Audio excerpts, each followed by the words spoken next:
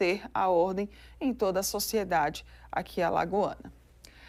E agora aqui no estúdio a gente volta a falar, sobre a edição do final de semana da Gazeta de Alagoas. Ontem a gente teve a participação da Jamile Bezerra e hoje está com ela, Grace Bernardino aqui junto com a gente, que vai falar sobre a sua reportagem que trouxe dados sobre o ônibus, é isso mesmo? Os passageiros de ônibus aqui em Maceió, Bom dia, Mara. Bom dia para você aí de casa.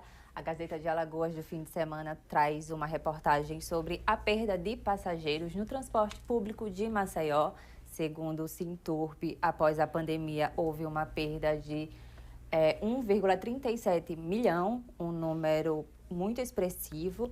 E a gente sabe, que o transporte ele é essencial, ele é muito importante para muitas pessoas, especialmente para irem ao trabalho, porém com a pandemia, com o isolamento social, houve aí essa queda no número de usuários, uma queda drástica.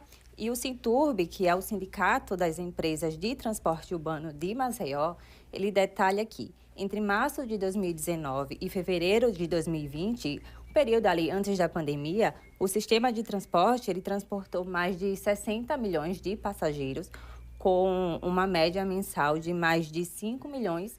No entanto, entre março de 2022 e fevereiro de 2024, período aí pós-pandemia, a média caiu para cerca de 3,7 milhões por mês, o que representa aí essa queda de 1,37 milhão. E o Gregory Aguiar, ele é mestre em transporte público e vai explicar o impacto dessa queda e como enfrentar essa crise. Vamos conferir. Nós temos um índice chamado IPK, que é índice passageiro por quilômetro. Além dos custos fixos, tipo combustível, pneus, esse tipo de coisa, a quantidade de passageiros influencia diretamente ao custo da tarifa. Então, quando nós temos, na verdade, uma queda desse processo tarifário, dessas pessoas que utilizam o transporte público, o custo fixo continua o mesmo. Então, é necessário que os empresários busquem soluções dentro do próprio sistema ou, no caso, no município de Maceió, subsidie essa diferença de custo. Então, a queda do número de passageiros é ruim para todo mundo. Ela é ruim para os empresários, que eles não conseguem manter o sistema em plenitude, sem o apoio de subsídios, sem fazer ajustes constantes, como também para o público. Por quê? A capacidade de investimento cai quando isso acontece. Mas como eu posso atrair essas pessoas para o sistema? Normalmente, as pessoas direcionam sistemas no Brasil por dois motivos. As camadas menos favorecidas é o custo da tarifa. Realmente, a tarifa não é um aspecto só econômico, ele tem um aspecto social. E esse aspecto social, ele cria um impedimento. A tarifa de transporte público, ele não tem só um fator econômico, ele tem um fator social. Nas camadas menos favorecidas, devem existir políticas públicas que subsidiem essas tarifas, que realmente é muito oneroso para essas camadas. As camadas que têm condição financeira de voltar para o sistema de transportes, é necessário ofertar um sistema de transporte que tenha agilidade, cobertura. Como é que eu posso fazer? O que é cobertura? É a gente conseguir abranger maior número de localidades dentro da cidade de Maceió e agilidade, ter ligação de linhas, redistribuição de linhas e pontos e por aí vai.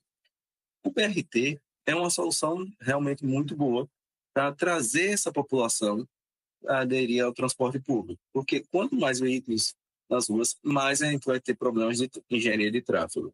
E a adesão ao transporte público é essencial para nós termos uma Maceió mais fluida, uma mobilidade melhor.